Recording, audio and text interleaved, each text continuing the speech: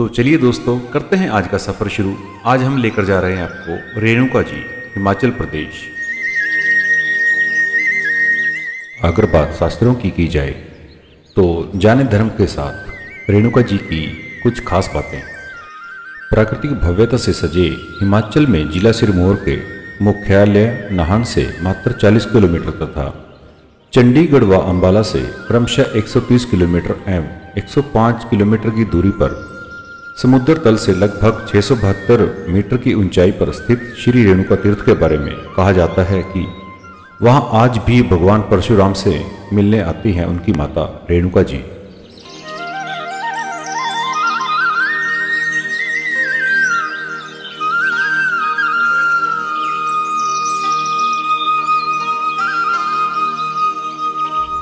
तो चलिए लेकर चलते हैं आपको रेणुका जी, हिमाचल प्रदेश, और इसके साथ साथ आप रास्ते का भी लुत्फ उठाएं। तो बने रहें वीडियो में अंत तक।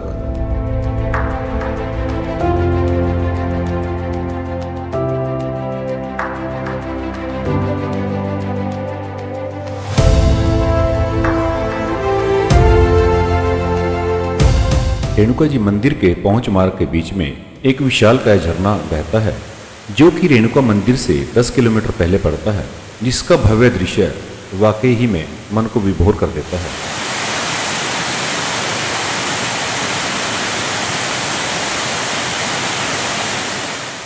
चारों तरफ ऊंचे ऊंचे पहाड़, हरी भरी नदियां व कलकल झरनों से बहता पानी हर किसी को अपनी ओर आकर्षित करता है, क्योंकि यहाँ का भव्य दृश्य देखते ही बनता है।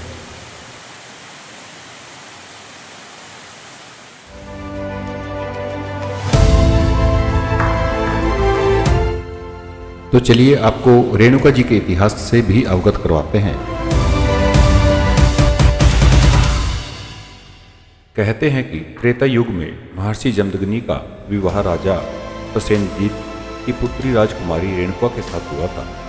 उन्हीं दिनों सहस्त्रबाहु नामक आर्यव्रत शासक के अत्याचारों से पीड़ित महर्षि अपनी पत्नी सहित वर्तमान रेणुका झील के निकट तपे के टीले पर आकर रहने लगे।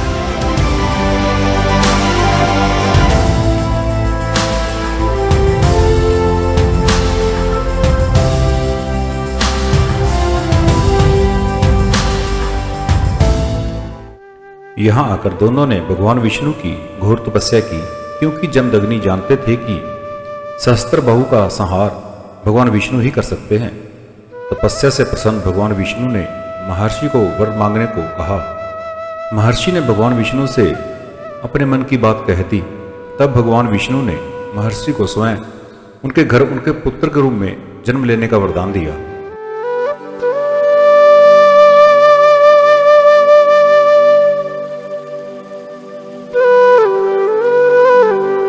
इस तरह मां के गर्भ से परशुराम इस स्थान पर भगवान विष्णु के छठे अवतार के रूप में जन्मे।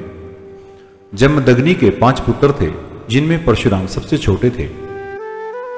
अन्य 4 पुत्र रुमणवाण, सुषेण, बसु व विशासु थे। परशुराम बचपन से ही तेजस्वी थे और यौवनावस्था तक आते आते वह अनेक विद्याओं से निपुण हो गए थे।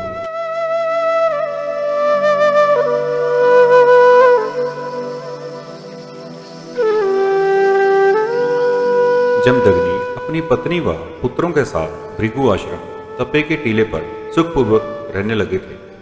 योगी परशुराम माता पिता से आज्ञा लेकर महेंद्र पर्वत पर तपस्या करने चले गए। इस बीच सहस्त्रबाहु के राज्य का विस्तार रेणुका तक हो गया था और उसके अत्याचार बढ़ते ही चले गए।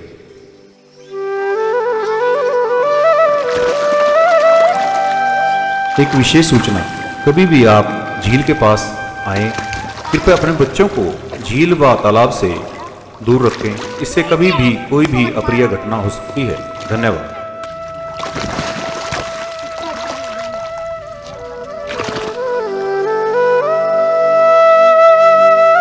सहस्त्रबाहु ने अपनी सेना के साथ रेणुका तीर्थ के पास ही अपना अस्थायी डेरा डाल रखा था।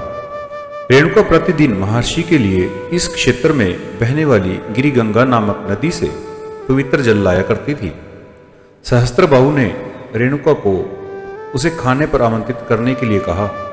रेणुका ने जब यह बात पति जमदग्नि को बताई तो उन्होंने सहस्त्रबाहु को खाने पर आने का निमंत्रण भेज दिया।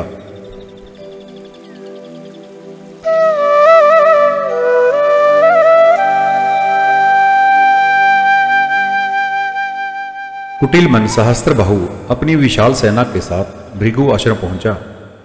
महर्षि पहले ही इंद्रदेव से प्रार्थना कर कामधेनु व कुबेर को सहायतार्थ मांग लाए थे। कामधेनु व कुबेर के प्रताप से सहस्त्रबाहु व उसकी सेना को राजसी भोज कराया गया।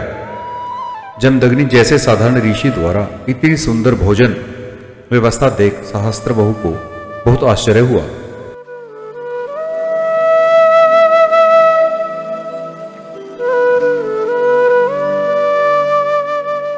उसने जमदग्नि से इस रहस्य को जानना चाहा तो सीधे सीधे महर्षि ने कामधेनु को मांग लिया।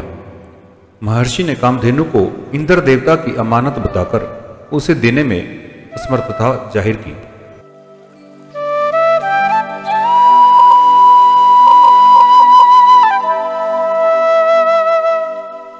जैसे ही सहस्त्रबाहु ने कामधेनु को पकड़ना चाहा, वह स्वर्गलोक की ओर उड़ गई। इस पर सहस्त्रबाहु व जमदग्नि के बीच घोर युद्ध हुआ। क्रोधित सहस्त्रबाहु ने जमदग्नि व उनके चारों पुत्रों की हत्या कर दी। रेणुका अपने अस्तित्व की रक्षा के लिए चीखती हुई निकट के राम सरोवर में कूद पड़ी। रेणुका कूदते ही राम सरोवर विशाल मानवाकार झील में तब्दील होकर रेणुका झील के नाम से विख्यात हो गया।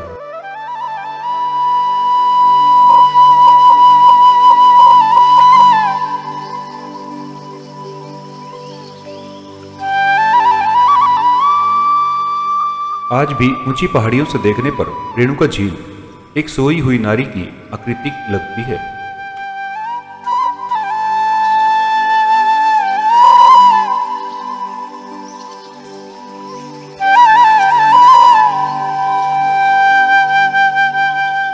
उधर माता रेणुका की चीख सुनकर महेंद्र पर्वत पर तपस्यारत भगवान परशुराम का ध्यान भंग हो गया और वह तुरंत चीख की दिशा में दौड़े। परशुराम जब सरोवर के निकट पहुंचे तो मां रेणुका ने सरोवर से बाहर निकलकर उन्हें सारा वृतांत सुनाया और फिर झील में समा गई।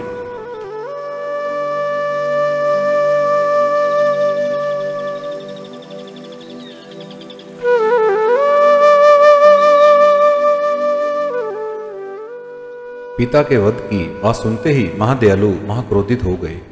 उन्होंने समस्त सेना सहित सहस्त्रबाहु को मार गिराया। पृथ्वी पाप मुक्त हो गई और देवलोक से परशुराम की जय जयकार हुई।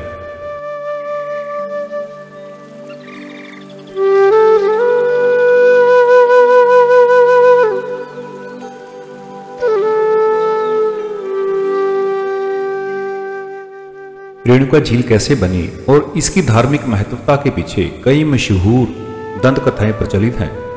एक कहानी के अनुसार कहा जाता है कि बहुत समय पहले यहाँ राजा रेणु रहा करते थे। उनकी दो सुंदर पुत्रियां थीं, जिनमें से एक का नाम नैनुका तथा दूसरी पुत्री का नाम रेणुका था।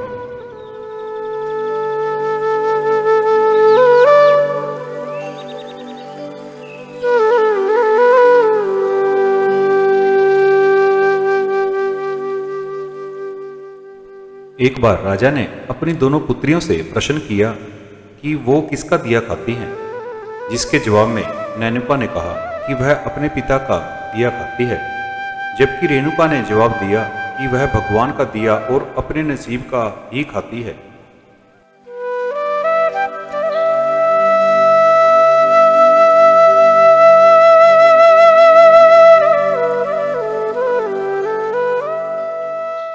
रेणुका के जवाब से अहंकारी राजा अप्रसन्न हो गए और उन्होंने रेणुका को सबक सिखाने का निर्णय कर लिया।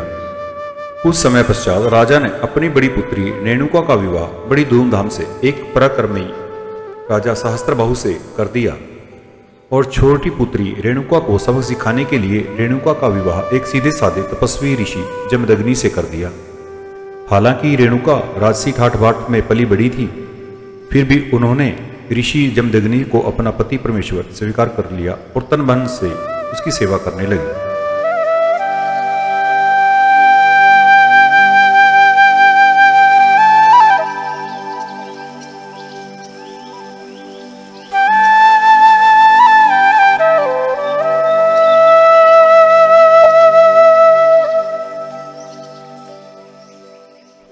रेणुका मंदिर भारत का सबसे सुंदर अद्भुत चमत्कारी मंदिर है। जिस मंदिर की सुंदरता देखने लायक है, भारत देश का यह सबसे सुंदर चमत्कारी अद्भुत मंदिर हिमाचल प्रदेश की नाहन रेणुका झील के पास स्थित है। इसकी सुंदरता देखने के लिए दूर दूर से पर्यटक इस मंदिर की ओर खींचे चले आते हैं तथा अपने जीवन में आनंद प्राप्त करते हैं।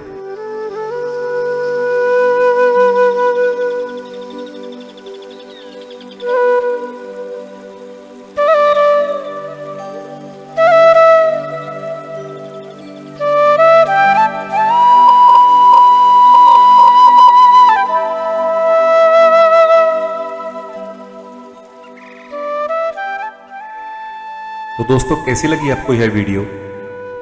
प्लीज़ अपने विचार और अपना सुझाव मुझे कमेंट बॉक्स में ज़रूर बताएं, ताकि मैं आप सभी के लिए हर प्रकार से नई वीडियोस लेकर आता रहूं। क्योंकि आपके सुझाव और विचार ही मेरे लिए प्रेरणा स्रोत है, ताकि मैं उन सब कमियों को दूर करके आपके लिए एक नई तरह से वीडियोस लेकर आ सकूं। तो इसके साथ चलते हैं दोस्तों। अगर आप मेरे चैनल पर नए हैं तो प्लीज़ मेरे चैनल को सब्सक्राइब करें, लाइक करें और शेयर करना ना भूलें। धन्यवाद।